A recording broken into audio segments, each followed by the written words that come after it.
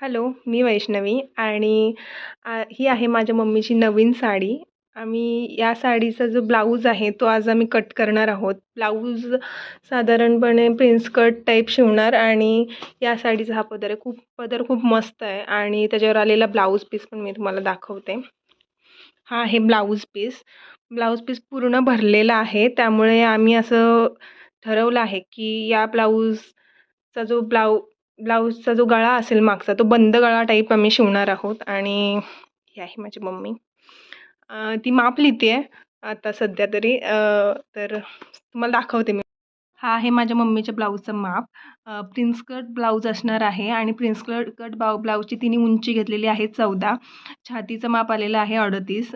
कंबर आहे 34. कंबर उंचीच्या शेवटून म्हणजे उंची 14 झाल्यानंतर तिथून माप घ्यायचा आहे कमरेचा. तर कमरेचं माप आलेलं आहे 34. शोल्डर 14.5. डावीपासून ते शोल्डरच्या डाव्या बाजूपासून उजव्या बाजूपर्यंत माप घेतलेलं आहे. आणि बाही तिला म्हणजे लाँग स्लीव्ज हवे आहेत, तर त्यासाठी तिने 10 माप घेतलेला आहे. आणि दंडाचा जो घेर आहे तो तिचा 12 आलेला आहे. आणि टक्स पॉईंट कसा घ्यायचा, तर हे जर तुम्ही टेलर असाल तर हे तुम्हाला आधीच माहीत असेल आणि जर नसाल तर शोल्डरच्या समोरच्या आपल्या ब्लाऊजच्या समोरच्या भागापासून शोल्डरपासून सुरुवात करायची ते आपल्या छातीपर्यंत म्हणजे छातीच्या उभारीपर्यंत घ्यायचा आहे हा माप. तर टक्स पॉईंटचा तिचा माप आलेला आहे 10.5. तर अशा पद्धतीने तुम्ही तुमचं माप घेऊ शकता किंवा तुम्हाला माहीत असेल तर ठीक आहे, चांगलीच गोष्ट आहे. पण हा आहे आमच्या ब्लाऊजचा माप. हा आहे अस्तर आणि आता आम्ही अस्तर कटिंग करतो आहे. तिकडे माप घेतलेलं आहे. तर पहिले दी ज्या कलरचं तुम्हाला अस्तर हवं आहे त्या कलरचं तुम्ही अस्तर घ्यायचं आहे. तर हा किती मीटर असेल मम्मी? हा मी 90 सेंटीमीटर घेतलेला आहे. हा 90 सेंटीमीटर अस्तर असेल. आणि त्याची घडी कशी घालायची ती पण तुम्ही म्हणजे मला तर नाही समजत त्यामुळे सांगते. इथे दोन्ही बाजू बंद हे करून एकाच्या एक काठा जॉईंट करून इकडच्या बाजूला बंद बाजू आली पाहिजे. ही साईड बंद बाजू आली पाहिजे. ब्लाऊजचा जो पाठीमागचा भाग येतो त्याच्यात पाठीमागे बंदची बाजू आली पाहिजे. आणि ही मागच्या ब्लाऊजच्या मागची बाजू कटिंग पहिले करणार आहोत आपण. त्याच्यात मी उंची घेतलेली आहे बघा. माझी उंची आहे 14 अधिक अर्धा इंच मिळवलेलं आहे. मी 14.5 उंची घेतलेली आहे. ही 14.5 उंची घेतलेली आहे. आणि नंतर माझी मुंडा घेर जो आहे मुंडा घेर आहे, हा मुंडा घेर घेतलेला आहे मी 6.25 घेतलेला आहे. हा बघा 6.25 पर्यंत घेतलेला आहे.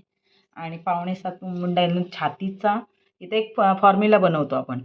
छातीच्या घेराचा छातीचा 4था भाग अधिक अर्धा इंच. माझी छाती आहे 38. 4×9 36 आणि अर्धा 38 अधिक अर्धा इंच म्हणजे माझा 10 येते छाती. 10 छाती आल्यानंतर इथे माझा अधिक 10 छाती, तर इथं माझा खुणा येते 10ची. आणि 1 इंच मार्जिंगसाठी 1 इंच मार्जिंगसाठी मी खुणा केलेली आहे. आणि इथे कमरेचा भाग येते. कमरेचा 4था भाग घेतला. कमर आहे माझी 34. 4×8 32 8.5 येईल अधिक 1 इंच टक्स पॉईंट आणि अर्धा इंच शिवण म्हणजे 8.5 अधिक अर्धा इंच 9 येईल. 9 अधिक 1 इंच घ्यायचं आहे म्हणजे आपला 10 येणार आहे इथे. आणि तिथून मी ही आडवी रेषा मारणार आहे. ही माझी चुकीची रेषा आहे.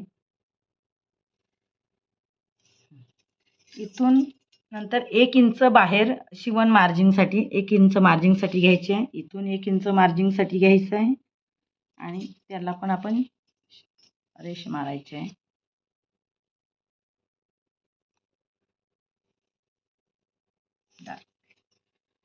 इकडे खाली कापड वर खाली असल्यामुळे मी जरा वरच हे केलेलं आहे. उर्वरित कापड कापून टाकायचं आहे. खालचा कापड कापून टाकायचं. हे झालं. नंतर मी शोल्डरचा माप घेतला. शोल्डर माझा 14.5 आहे. 14.5चा निम्मा घ्यायचा आहे आपल्याला. 14.5चा निम्मा 7.25 आलेला आहे. तिथे मी खुणा केलेली आहे. आणि नंतर त्याच्यातूनच काटकोन तयार करायचा आहे. मुंडा घेरापासून 6:45 माझा आलेला आहे. इथे पण बघा बरोबर 6:45च आलेला आहे. कमी जास्त येता कामा नये. जीव इकडे 6:45 घेतलेला आहे तर इथेही 6:45च आला पाहिजे. आणि त्याच्यानंतर मुंडा घेराची ह्या काटकोन तयार केल्यानंतर तिथून अर्धा इंच बाहेर घ्यायचं आहे. आधी आपण ही गोष्ट लक्षात घ्यायची आहे की आपल्या काटकोनापासून ते बाहेरच्या बाजूला माप किती आलेलं आहे. तर हा माझा 2.5 इंचाचा माप आलेला आहे. काटकोन केलेला आहे. आज या काटकोनच्या ह्याच्यापासून ते बाहेरच्या इथपर्यंत आपला माप किती आलेला आहे तो बघायचा आहे. माप जर 1.25 इंचापेक्षा जास्त असेल तर इथे अर्धा इंचाचा हे घ्यायचा आहे. तर माझा 2.5 इंच आलेला आहे म्हणून मी इथं अर्धा इंचाचा माप घेतलेला आहे आणि ही अशी रेषा मारलेली आहे बघा.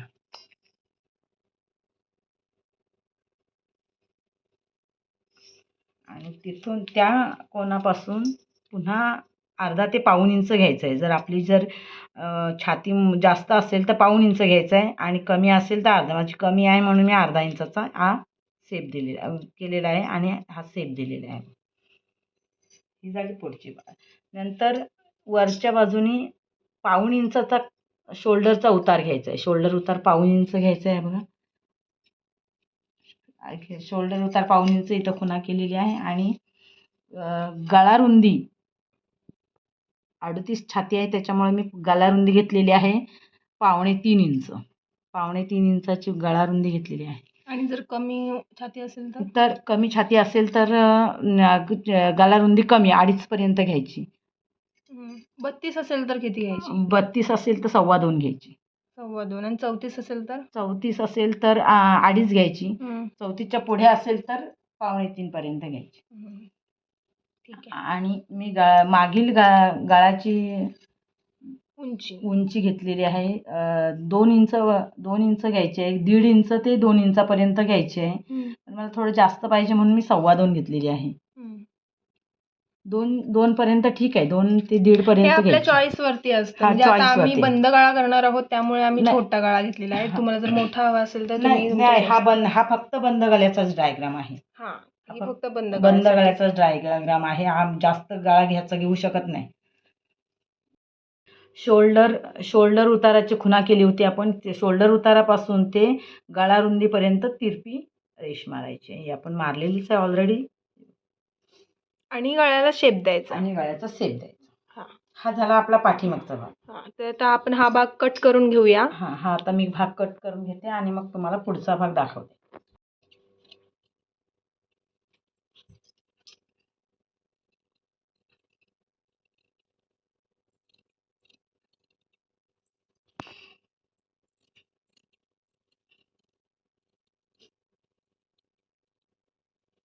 भाग आहे तिथे दोन्ही काठा सरळ जॉईंट आहेत. सरळच्या सरळ. इकडे ओपन असला तरी चालणार आहे.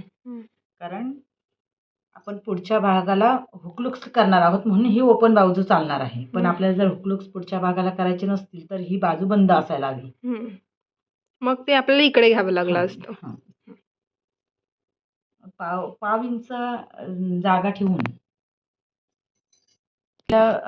बॅकचा भाग जसाच्या तसा पूर्णपणे आखून घेते मी. फक्त बॉर्डर मारून घ्यायचं आहे, बाकी काही नाही. मग नंतर त्याच्यामध्ये फ्रंटची कटिंग वगैरे ते सगळं करायचं आहे. पूर्णपणे आखून घेतलेलं आहे. आणि त्याच्यानंतर खालची बाजू आहे तिथं 1 इंच जास्तीचं घ्यायचं आहे आपल्याला. 1 इंच हा मी घेतलेला आहे, खुणा केलेली आहे.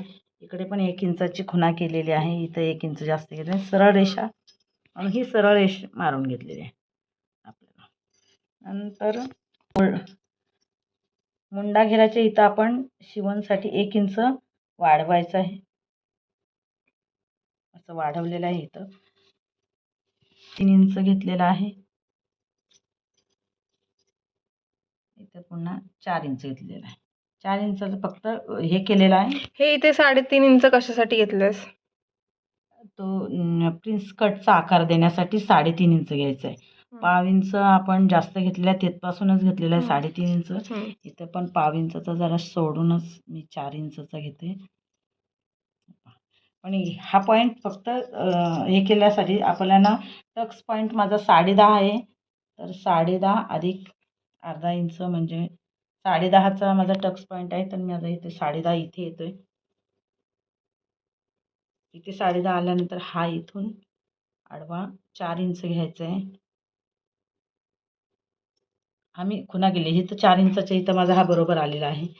नंतर त्याला सरळ अशी तिरपी रेषा येईल ती रेषा द्यायची आहे.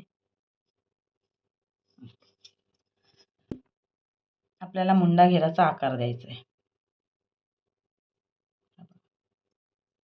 तुम्ही नेहमीच करणार असेल तर शेप लगेच येईल.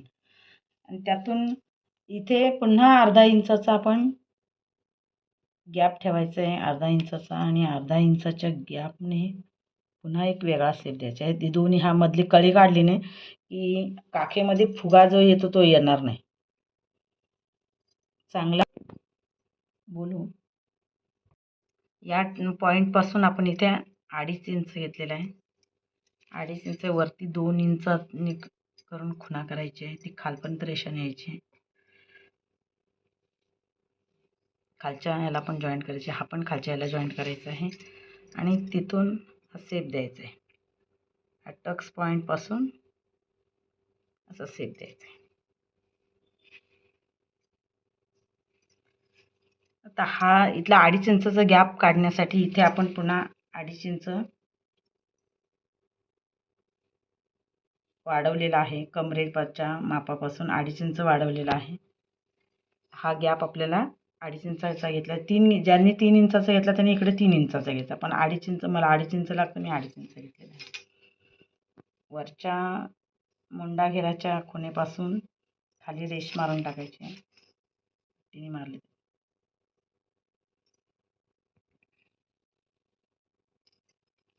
आता ह्या खुणेपासून आपण काढलेला हा माप त्यापासून रेषा मारायची आहे, तिरपी रेषा. इथून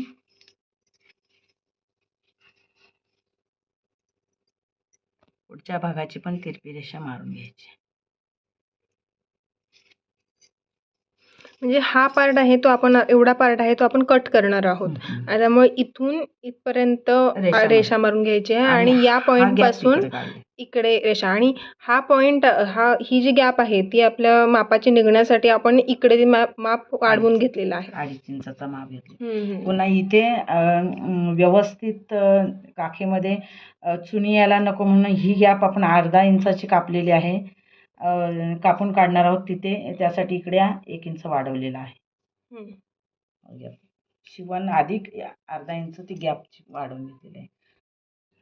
नंतर हा आता इथून पुढचा गळा घ्यायचा आहे. पुढचा गळा आपल्याला आवडीप्रमाणे घ्यायचा. कुणाला 6 हवे, 7 हवे, कसा आवडीप्रमाणे घ्यायचा. मी 6.5चा स्वतःचा घेणार आहे गळा. त्याच्यातून शेप द्यायचा. गळ्याचा शेप देताना आपण चौकोन तयार करू शकतो. इथून रेष मारायची 2 इंचापर्यंत. वरच्या गळा रुंदीपासून रेष मारायची आणि त्यानुसार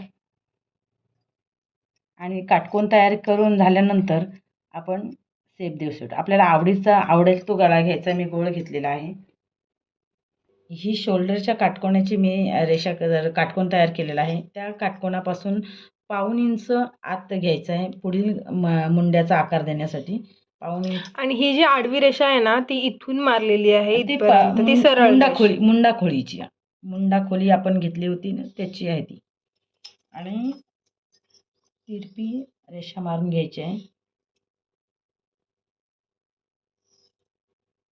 तिरपी रेषा या खुणेपासून पुन्हा 1/2 इंच वर खुणा करायची आणि मुंड्याचा आकार द्यायचा.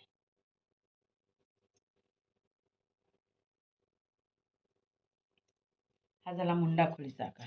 आपला हा कटिंग करून जाणार आहे. इथून आपला शेप कटोरीचा येणार आहे. हा झाला आपला फ्रंट भाग आखून झालेला आहे. तर आपण आता याची कटिंग करून घेऊया.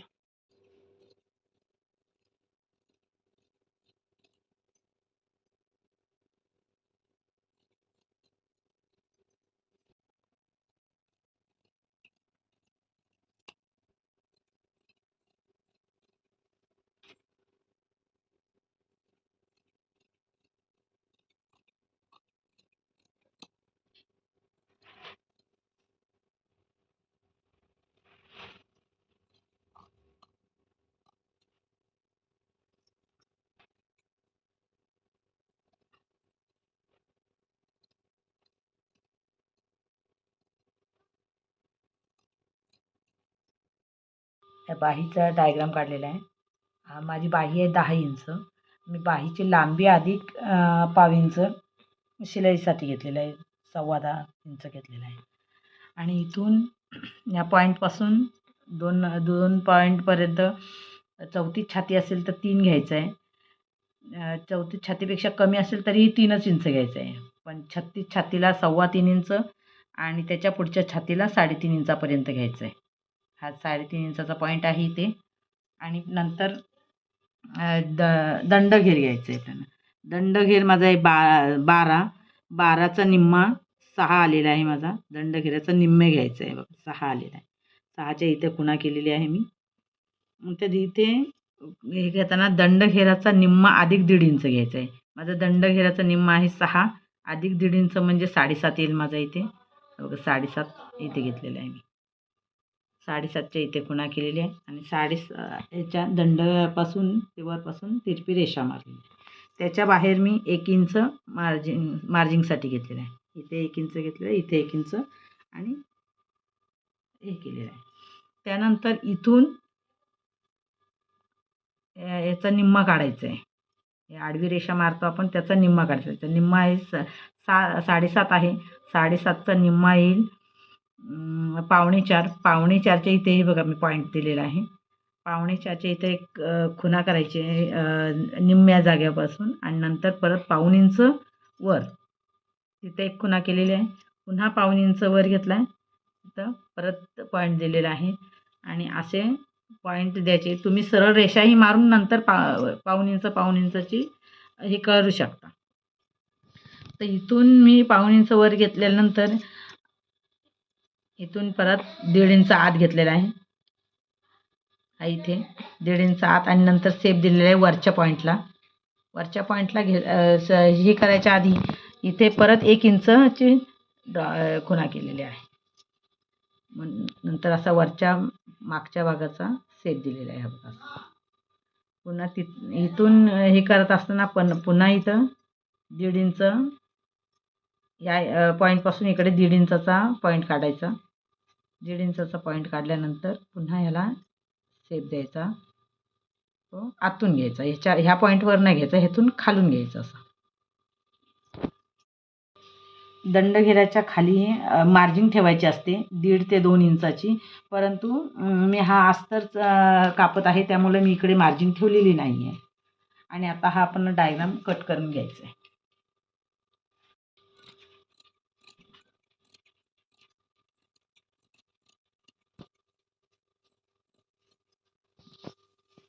परत ही बाही ओपन करायची आहे. ही बघा ओपन केलेली आहे मी. ओपन केल्यानंतर ही पुढची बाजू आपल्याला कटिंग करायची आहे.